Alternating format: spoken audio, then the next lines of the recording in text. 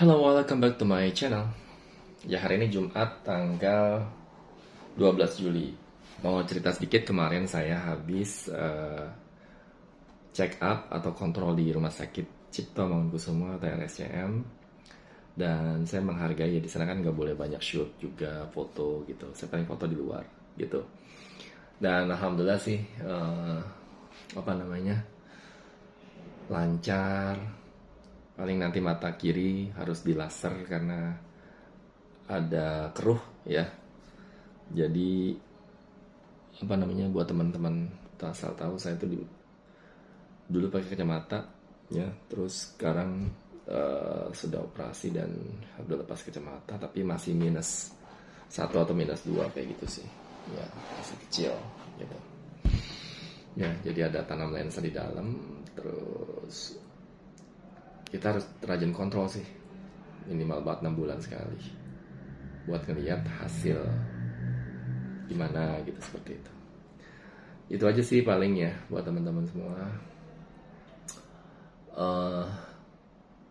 Bercerita juga tentang skill atau kemampuan kita dalam hidup ini kan memang harus ada regenerasi ya gitu. Dan misalkan kita udah nggak ada di muka bumi ini, otomatis ada penerus kita, tapi penerus kebaikan ya, jangan penerus yang nggak baik. Kita setiap manusia itu punya sisi buruk dan baik, tapi kalau bisa lebih dominan baik gitu, karena amal kebaikan itulah yang akan menjadi penentu kita masuk surga atau neraka. Tapi udahlah ya, kita nggak usah ngomongin itu dulu gitu.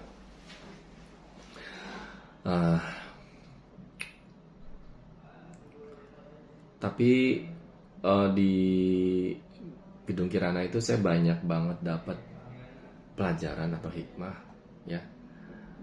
Contoh, ada seorang ibu muda terus bawa anak, ternyata dia udah pisah dengan suaminya dan dia tuh sendirian berjuang merawat anaknya.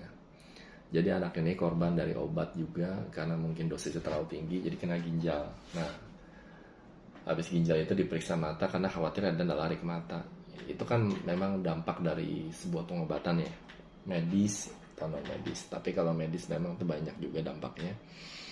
Makanya buat ibu-ibu semua yang anaknya sakit dan sebagainya itu usahakan harus punya dokter yang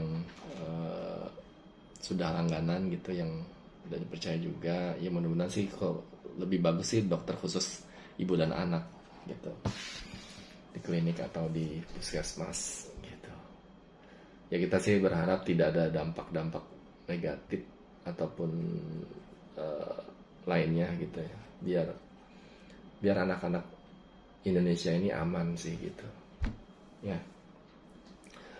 Dan insya Allah besok 10 Muharram, Lebaran anak yatim, kalau bisa kita tuh menyisihkan uang kita untuk berbagi kepada anak yatim dan juga duafa ya. Jadi kalau yatim doang kasihan duafanya, kita juga harus seimbang sih gitu. Memang ini hari Lebaran yatim misalnya, tapi kita tetap bagi. Dan itu aja guys ya, saya nggak bisa banyak ngomong dulu karena hari Jumat ini kan pesannya satu sih ya, baca surat Al-Kahfi jangan lupa. Ingat, datang lebih awal lebih bagus, dan jam 11 siang. Untuk apa sih ya? Supaya nanti kalau kita baca surat Al-Kahfi jadi nggak keburu-buru gitu, jadi selesai gitu, nggak sih ya. Apalagi terus, ada pertanyaan nggak buat teman-teman subscriber saya? Mungkin itu ya, nanti saya gabung aja videonya biar panjang dikit. Assalamualaikum warahmatullahi wabarakatuh. See you next time for my video.